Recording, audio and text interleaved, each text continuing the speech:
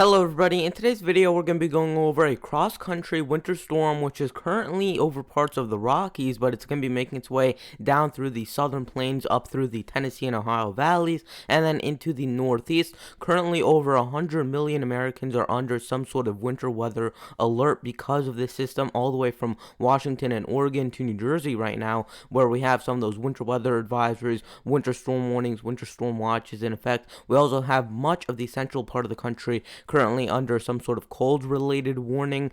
So we have wind chill warnings and wind chill advisories all the way down to South Texas. So this is definitely a very major event. We're going to be giving you my snowfall forecast for the southern plains section of the system, and we're going to be discussing what I'm expecting from this system. So here's what the current National Weather Service page looks like, and you can definitely tell it's very, very active. This is one of the most active National Weather Service pages we've seen in quite a while. We have winter weather advisories, anyone in the purple, and that stretches all the way from the Pacific Northwest down through into the southern states, and then also another area back through into the southeast and the Tennessee Valley, and then one more area, 4 parts of the mid-Atlantic there, where we have some more winter weather advisories. Now we also have some ice storm warnings in effect for parts of Virginia and Maryland, as well as some winter storm warnings back through North Carolina and Virginia. We have more winter storm watches back through into parts of the Ohio and Tennessee River valleys, and then we also have some more along the Gulf Coast, with even more back through Texas, New Mexico. So there's a bunch of different winter weather related advisories and warnings. So that was all in the dark blue. Those are those winter storm watches. Winter storm warnings currently in the pinks, which stretches for much of Texas, the entire state of Oklahoma, parts of southern Kansas, much of Arkansas, much of Louisiana, especially northern Louisiana. And then some of the mostly higher elevations in the Rockies, where you have some of those winter storm warnings currently in effect. We have some wind advisories and some high wind warnings in effect for Nevada and California as of right now. We have wind chill advisories in the light blue. That's for parts of Texas back through Oklahoma, which are currently covered up by all the other winter weather alerts, but they do stretch back through into the northern plains. So we have wind chill advisories all the way down through southern Texas, and then we have some wind chill warnings in kind of that darker blue for these regions right here, where you're expecting wind chills as low as negative 50 degrees or lower in some of those areas. We have flood watches already in effect for northern Florida, southern Georgia, and southeasternmost Alabama there. And then your records yesterday for the entire continental United States, we had your high temperature for the whole United States, 7 miles northeast of Miles City, Florida. 90 degrees Fahrenheit was the high temperature there. Your low temperature for the entire continental United States was 13 miles north of White Sulphur Springs, Montana, where they got to negative 44 degrees Fahrenheit yesterday. And then your highest rainfall amount or report was 6 miles southeast of Ethel, Louisiana, and southeastern Louisiana. They got 5.08 inches of rainfall yesterday because they had a band of rain that just stuck over that same area. They had some flash flood warnings, and flood warnings go up throughout those areas. And then the highest snowfall report yesterday was 8 miles east-northeast of Hog Park Campground in Wyoming. They got 25.5 inches of snowfall there, and there were numerous reports around that area over 20 inches of snowfall. So we definitely had a very interesting weather day yesterday, and it's only going to get even more interesting as we head through the days to come as we get the system to move through. So here's what the European model is showing, and we're going to time this out for you guys, and then we're going to go into my forecast for this event. So to understand why and where this is going to track, we have to know where the polar vortex is, and currently it's stretched out over the northern plains. So here's where your polar vortex is. We have your systems, which are currently back further to the south into the Rockies right down here. So that's where your area of low pressure is. You have your polar vortex, of course, further to the north, so it's kind of making a trough shape and kind of a U shape into the central part of the country. So this system doesn't want to have to go through the polar vortex. It would rather go through the path of least resistance, and that would be going further to the south and then coming back up the east side of the Appalachians. So we have this system back through here. We have another weaker storm back further to the east. This one is going to move out, and this one will move in, and that's what's going to create our storm system. So Though snow and rain is moving throughout the Rockies by this point. This is by later tonight into early tomorrow morning. We're dealing with snow back through the southern Rockies into the central and southern plains. And then this is when you start to get a little bit of Gulf moisture to mix up with some of the colder air. So we have Gulf moisture coming out of the Gulf of Mexico. We have a general area of low pressure back through the Gulf of Mexico with another low pressure moving through Colorado and Utah by this point. We have that polar vortex up further to the north that's pressing in more cold air. So that's generally what we're dealing with when with the system. We have that cold air to the north, we have the warm air and the moist air further to the south, and that's how you get such a big system like this. Winds will also be an issue. You could have some gusts to 25 or 30 miles per hour, not necessarily blizzard conditions, but blizzard-like conditions or reduced visibility at least for some of those areas. In the blues, we have some of the snow in the kind of pink colors. That's what we're dealing with ice, and then in the greens, that's what we're dealing with rain. So we have more of that snow spreading through the southern plains, maybe a little bit of ice setting up along that 32-degree line. And now we're going to start to see this area of low pressure, which was sitting over the Gulf of Mexico, start to pull up further to the north into this secondary area of low pressure back through here. So these two are going to combine, and that's when you're going to get that big system, and they're kind of going to merge right over this area. And when they do merge is when you're going to get your big storm over especially parts of the Ohio Valley and then back through the interior northeast. This looks to be sort of your bullseye zone for this system, where you could be seeing the highest potential of seeing 8+ inches of snowfall. Here would be by Sunday night into Monday early in the morning. We're dealing with more snow back through Texas into parts of the mid-Mississippi River Valley. We're dealing with rain along the immediate coast of Texas and likely over Louisiana by that point.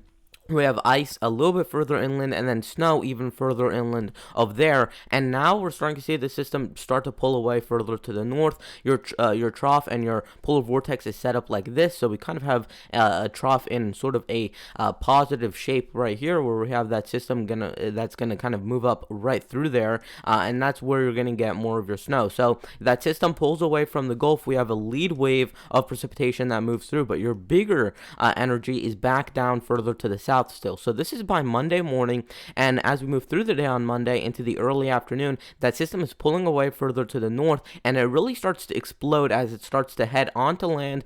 By this point, the low pressure is over right in between Mississippi, Alabama, and Georgia right there, and that's going to start to move away further to the north and to the east. Snow on that western edge of this, and we could also be dealing with some sort of ice threat for parts of Mississippi, Alabama, Tennessee, and Kentucky, so we have to watch out for that. Ice can be a lot more dangerous than snow. At least with snow, you can shovel that away. With ice, you have to kind of prepare before the storm. If you don't do that, then there's pretty much nothing you can do about the ice. You just have to wait for it to melt away, and that can really be one of the bigger challenges if you are going to be traveling on Monday or Tuesday, especially if you live within Louisiana, Mississippi, Alabama, Tennessee, where you might be dealing with a little bit of ice issues.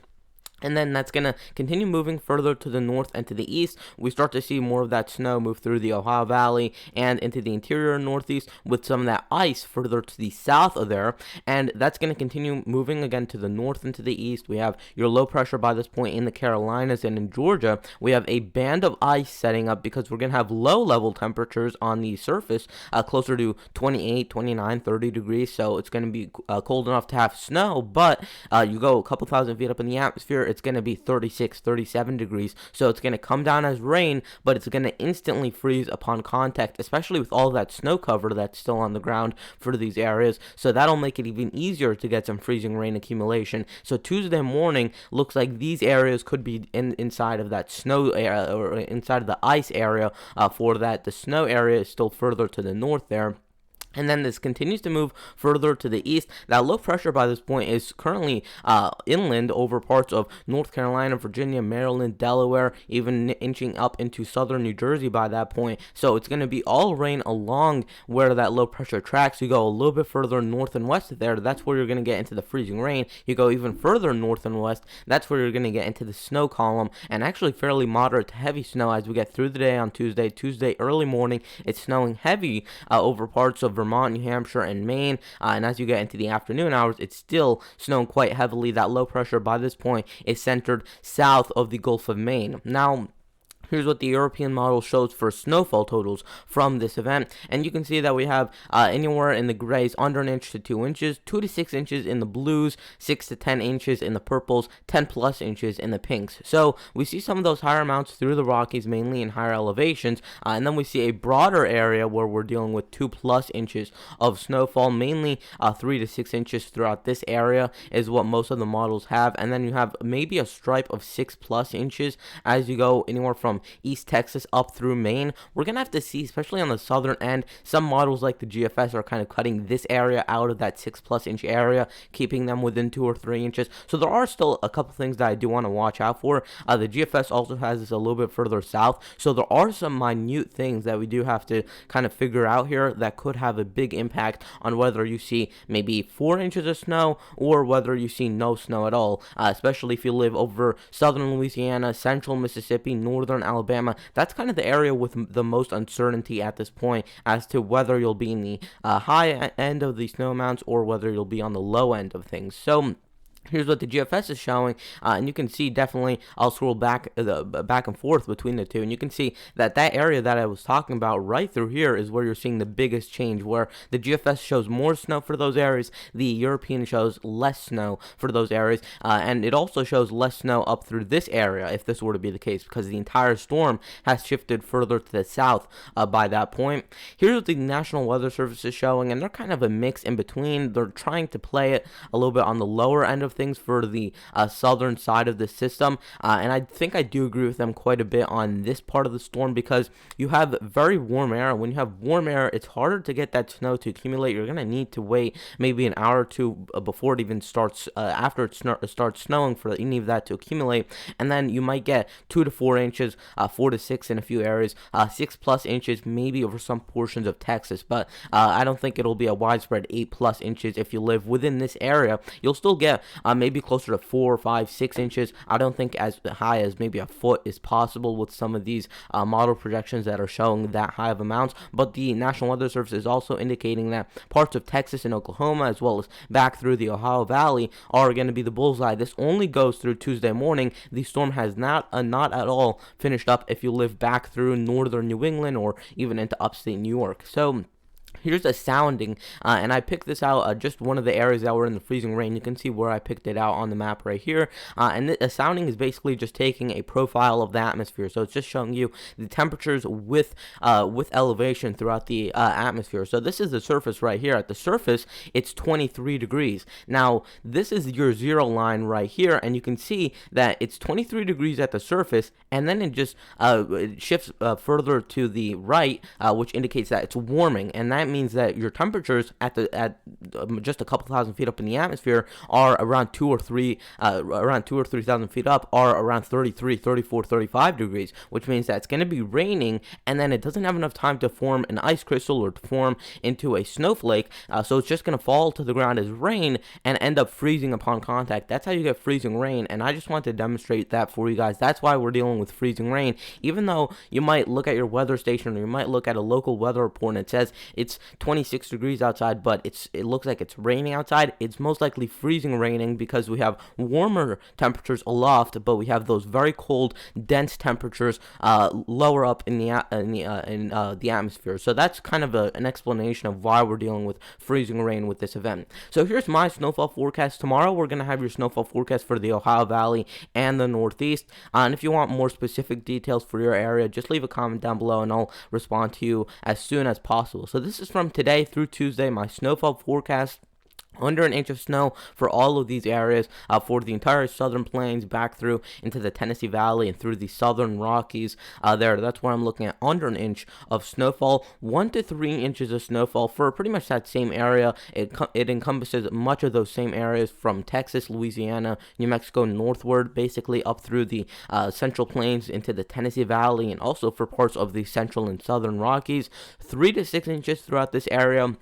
and that's for much of Texas still, much of New Mexico, pretty much all of Colorado, the higher elevations of Arizona, back through the higher elevations of Utah, parts of Nevada, the entire states of Oklahoma, Kansas, Missouri, Nebraska, Arkansas, not Nebraska, and back through into Mississippi, Tennessee, Kentucky, and some of the areas further north of there. That's why I'm looking at 3+ inches, closer to 3 to 6 inches of snowfall, 6 to 12 inches of snowfall for still a good portion of this map. I have the highest confidence of 6+ inches throughout this area. In a little area through East Texas, I've seen a lot of models hinting at, even if the other areas in Arkansas, northern Louisiana, northern Mississippi don't get 6+ inches, all of the models for the most part show a 6+ inch area for this area, for eastern Texas, western Louisiana. So I'm going to include it into my forecast. Much of Oklahoma, back through northern Texas into much of New Mexico, Colorado, southern Kansas, Missouri, Arkansas, through Tennessee, Kentucky, Illinois, Indiana, and Ohio. That's where I'm looking at 6+ inches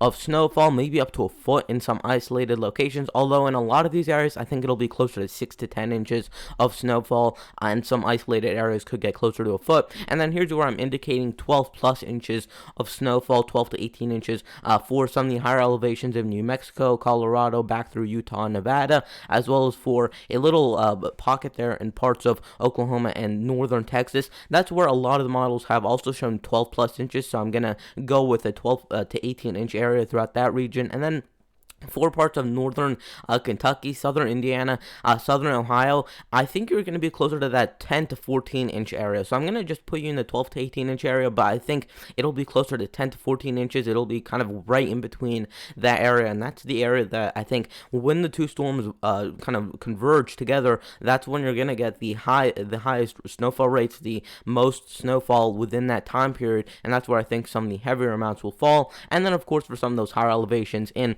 parts of New Mexico, Colorado, Arizona, Utah, that's where you could get maybe 18 inches plus in some of those higher elevations there. For my friends who live in the Rockies, that's what I'm expecting, especially in those higher elevation regions. So that is going to wrap it up for today's video. Please consider liking the video, subscribing, and turning on notifications, and I'll see you guys in the next one. Goodbye.